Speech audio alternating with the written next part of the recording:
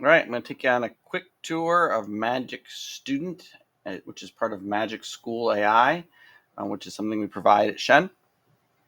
All right, so once you've completed the process, which I'll tell you about in a second, you'll have access to MagicStudent. You'll know that because you'll see this little switch up here. This is not MagicStudent. This is the teacher view of MagicStudent. So it shows you the different modules the kids can have access to, and it gives you a chance to play with them before using them with the students. So you can see, just like Magic School, they've designed about 50 different tools that your students might use in the classroom. For you to set this up for students to use, you're going to click Launch to Students. It's going to take you over here to a place where you can set up a new room. You can see I've already got one, and I can go into that room and see who's used that room, and I can actually click to view their output to see how they've used that room.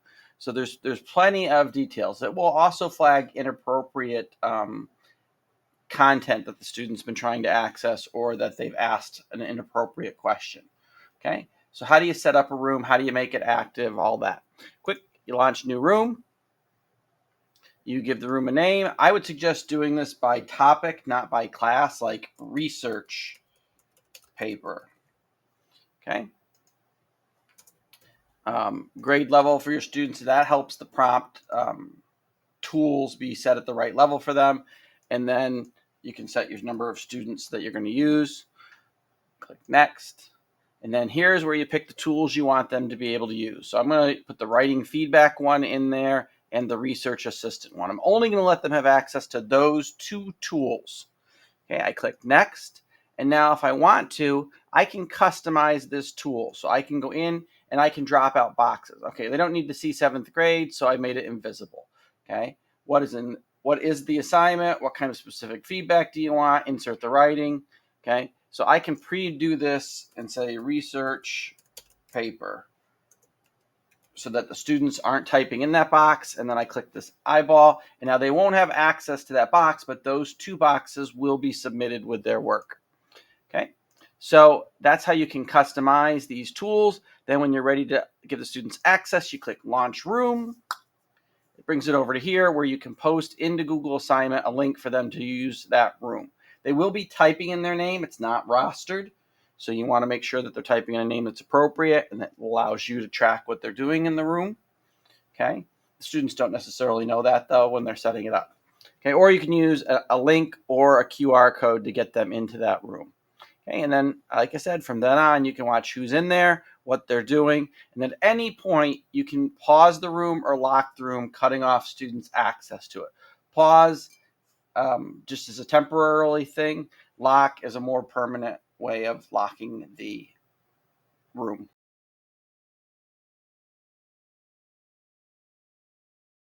All right, just wanted to recap an email that we sent to you last week about using AI with your students in the classroom. We're ready to start letting you experiment with student AI. The tool we're using is Magic School's student panel.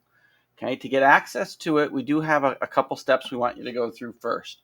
So that's what this bit.ly address here is, bit.ly/Shen, S for student AI. So bit.ly/Shen SAI. What that will take you to is this form right here. Okay, and we have 3 steps for you to get access to the student AI tools. One is that we want you to complete a short 20-minute lesson with your students about AI and AI responsibility. So when you click on the links for either the 612 or the 3.5, you can see that the lesson plan is all here. Everything is linked to the lesson plan, vocabulary words, the video, closing activity with a summarizing tool, slide deck. Everything is right there for you to pull off that lesson plan. You can create your own. That's perfectly acceptable. The idea is to talk to students about using AI responsibly and ethically within the classroom. Okay, so that's step 1. Step 2, we have a short video from Magic School. There's 2 videos on the page. You can watch the first one, which tells you how to use Magic School AI, and that for students. And then if you want to be able to customize those student tools, there's a second video there. Okay, so watch the videos, or you can do a drop-in session with Vanessa, and she's got some times and schedules for those. We also just found Magic School put out a student certification. So if you want the students to go through how to use it ahead of time, you can assign that student certification for a homework assignment, and they'll be more comfortable in the platform once you've set it up for them to use. Now, know that this Magic Student AI tool is completely teacher driven. You decide what tools they get access to, how long they get access to them for, and you can see everything they do in those AI tools within the Magic Schools platform. Okay, last thing we want you to do is just to send a letter home to parents, letting them know that you're going to be using AI in the classroom and how it pertains to your lesson plan or the project that you're currently doing. So once you've completed those 3 steps, you simply type your name in here and hit submit. And then anywhere from 1 to 3 days later, Magic School will open up access for you to Magic Student. Okay, so that's our process for getting to access to the student tool. And again, it's bit.ly/shen